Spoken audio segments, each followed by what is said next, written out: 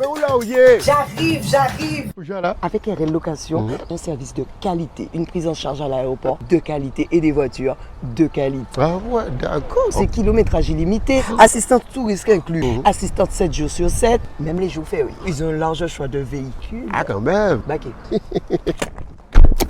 On nous quoi? Avec relocation, nous caillons tout partout.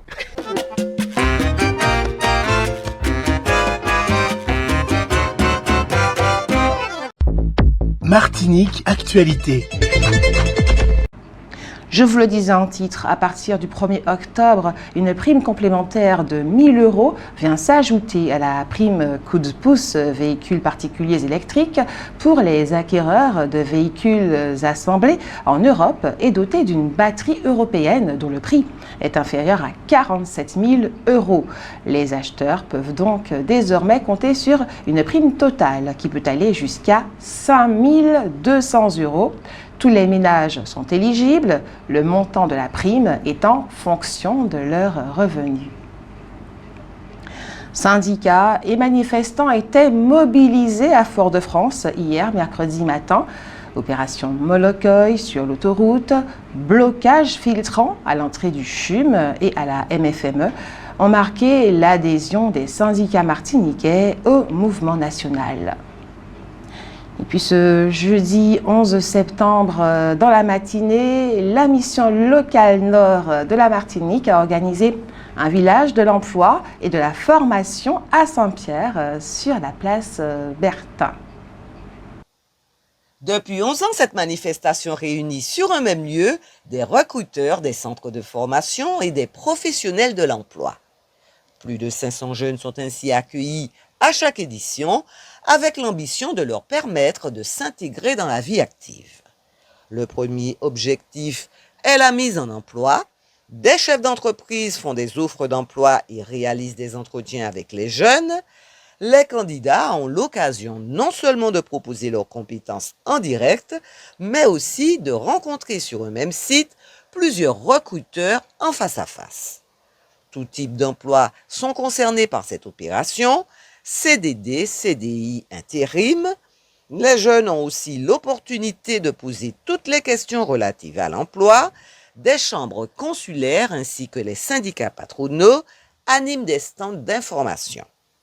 Le second objectif étant la formation, des représentants des centres de formation sont présents pour permettre aux jeunes de se positionner dans les établissements scolaires où il reste encore des places vacantes.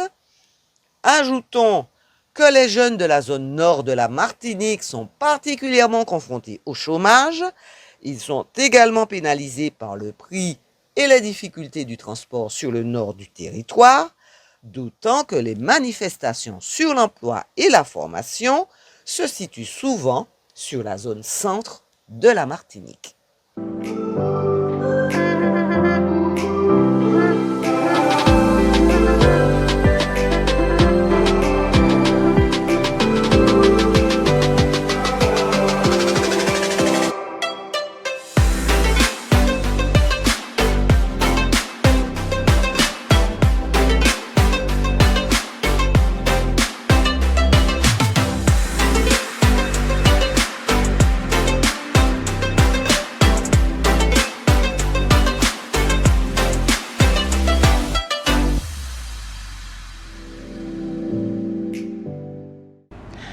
Des perturbations sont prévues ce jeudi 11 septembre dans les crèches, écoles et la restauration scolaire de Fort-de-France en raison d'un appel à la grève. Les parents sont invités à anticiper. Un homme de 56 ans a été arrêté par la police hier matin. Il est suspecté d'avoir blessé un militaire de la gendarmerie le 1er septembre lors des tensions survenues entre les forces de l'ordre et les militants du RPRAC qui bloquaient l'accès à la Sahara. Le Premier ministre Sébastien Lecornu, ancien ministre des Outre-mer de 2020 à 2022, est depuis hier à Matignon et surveille particulièrement les Outre-mer.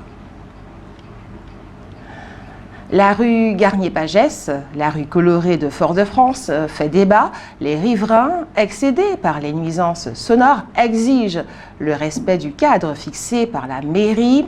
Septembre sera un mois test sans amélioration. Les soirées pourraient être interdites. Une réunion de concertation est prévue le 18 septembre.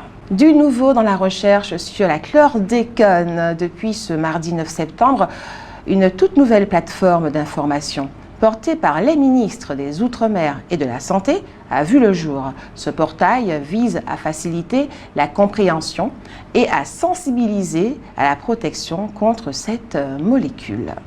Philippe Petit, UDEM, a réaffirmé au Vauclin sa candidature pour l'élection présidentielle de 2027.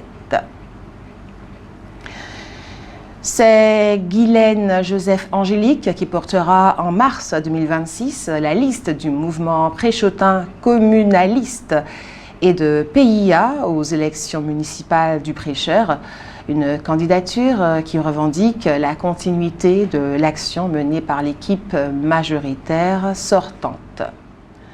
Des actes de malveillance sur le réseau Odyssey ont entraîné des coupures d'eau à Schœlcher en lien avec des dégradations commises la nuit précédente. Les habitants des quartiers Terreville et Fonlaillé ont été privés d'eau mercredi.